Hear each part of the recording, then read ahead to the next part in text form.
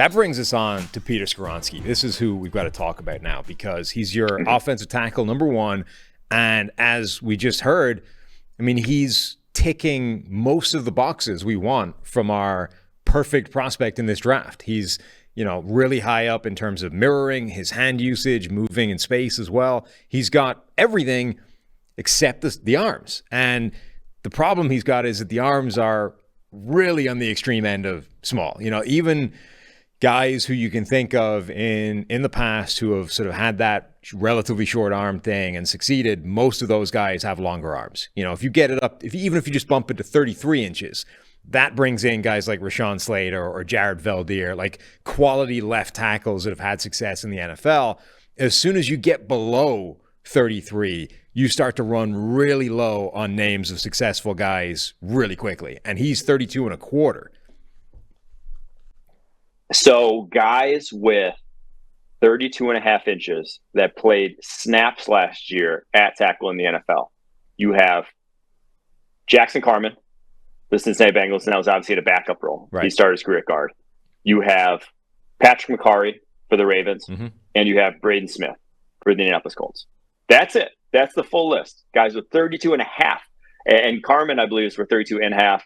McCarry's were shorter. Braden Smith's the one guy where it's like, that's your hope, right? He has 32 and a quarter inch arms, the exact same as Peter Skoronski. And he's been great, right? This past, he's been probably a top 5 to 10 right tackle. If you get Braden Smith's career, that's a first round pick every day, twice on Sundays, that you're paying, a top 15 pick for a guy like Braden Smith and how productive he's been at tackle position. So I think the fact that we've seen it makes you a little hopeful. Now, can he reach the ceiling that some of these other guys can't? Is it going to limit him in ways? Will he still probably struggle with pure power rushers, longer guys, the Nick Bosa's of the world who really come at you with play strength and use that length, use that first contact advantage?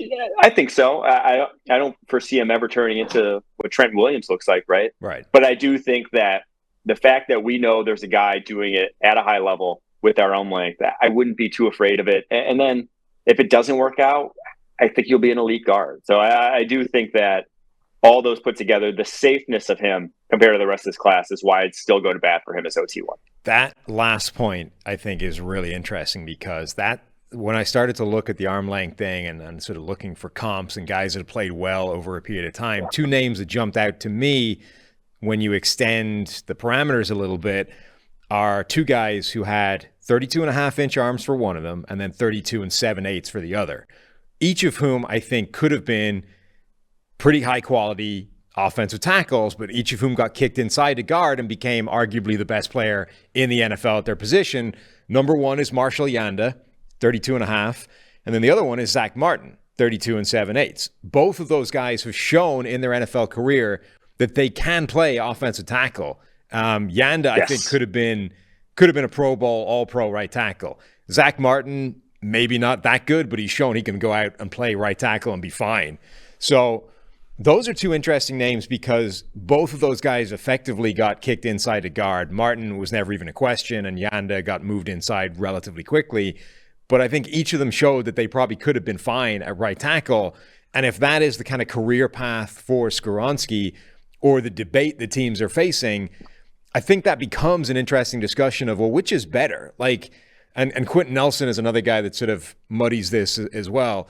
If you're going to be that good at guard, is it worth you starting off at tackle and seeing if you can be decent? Because we've always sort of taken the approach of let the guy fail a tackle first because it's a more valuable position. But guys like Quentin Nelson have shown, and I suspect Yanda and Martin would show the same thing, that if you're going to be that freaking good at guard, you are more valuable than, a reasonable right tackle. You would need to be a very good offensive tackle for it to still be worth keeping him out there and seeing if you can do that. Yeah, I 100% agree with you there that they have to be legitimately, below legitimately a problem at tackle before I'm switching him to guard, just because of the ease of which you can find one and not the other. You can go find competency at guard. You just cannot find that at tackle very easily. And I will say this, Marshall Yanda, if that's what you're getting he had an 85.5 overall grade at tackle in his career. Right. Like, he was legitimately, like you said, a good tackle. And I think Zach Martin wasn't to that degree, but was competent there. So it's limiting, yes, but I think you are cutting yourself off from a super valuable, and in my opinion, high floor player if you're just throwing Peter Skoronski out of this tackle class because of his arm. Yeah, I mean, Yanda is the kind of jackpot scenario where obviously he was arguably the best guard of his generation during his NFL career, but also had enough time at tackle where he proved he could have been a very good right tackle if the Ravens wanted to play him there instead. Like, if that was, I mean, that's probably the ceiling of what you can expect for anybody that's in this bucket of undersized arms or concerning arm length.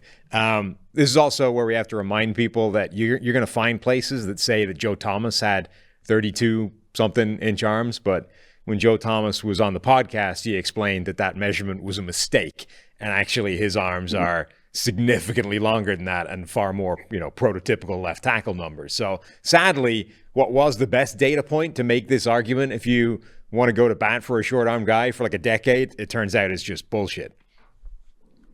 Yeah, hard to see a 6'7" guy having that short arms. Unless you're Aiden Hutchinson. Would have been cool. Would have been cool if he did. Yeah, unless you're Aiden Hutchinson, where somehow his arms are that stumpy. He's got a weird build. Incredible. Weird. Actually, there's a few over the years who had really weird, really oddly short arms at that size. There's a guy in this year's class who, Gervon Dexter, got 32.25-inch arms at 6'6". The Aiden Hutchinson and me have the same length arms, and he's 8 inches taller than I am. It's absurd. That shouldn't be possible. What was I going to say? So for Skoronski, we think he has the ability to play left tackle. There are plays on his tape where you do see the arm length thing show up, like guys get into his chest, and he just flails. Like, he just can't, you know what I mean? You can't reset once that happens. Once a guy gets one arm into your chest and he's longer than you are, you're basically a passenger at that point. And all the footwork, all the play strength, all the ability to mirror in the world means nothing because you have no leverage point. Yeah. You saw that there's reps against like Lucas Van Ness that are like the concerning reps, right? Where it's like Lucas Van Ness, 6'5", 270, 34-inch arms. That's kind of prototypical. That's what you'll see at the NFL you're worried about. And you saw him just Van Ness bowl him over a couple times in their matchup. So you just may not get the super high end because there are legitimate weaknesses or legitimate ways you can attack a short arm tackle. But I will say this, 3 years of starting at left tackle, I think one of the biggest things in this tackle class, especially at the top, is inexperience. You have Paris Johnson, the Ohio State tackle, with 1 year starting at left tackle. You have Broderick Jones from Georgia, 1 full year as a starter at left tackle. Those are kind of 1-2 on a lot of people's boards. And so if I'm looking and I'm, a top 12 team, I'm someone like, whether it's like the Raiders or someone like the Titans who's like, I need that help right now. My offensive line stinks. I need someone to come in and be good. I think you're looking at this tackle class and you're saying Peter Skoronski can do that. Whereas these other guys, maybe the transition's a little steeper. The other thing I'll say, and I don't know if this means anything beyond just, circumstance, but when you turned on the combine, when you watched him move around and the Lycra crap that they had on, he just looks like a guard. Like, if you freeze framed the picture of the dude and said, where does this guy play in the NFL? You would say offensive guard. You wouldn't say tackle. Like, he's got that kind of body type. So it's not just, I don't think, the short arm thing. If you just take a look at him, you go, that guy's definitely a guard at the next level. So I think there's a pretty high chance that a team drafts him and he ends up playing guard relatively quickly. Like, maybe they have an acute need of tackle, and that's where he plays in a pinch year one. But, like, he feels to me like he's going to be a long-term guard.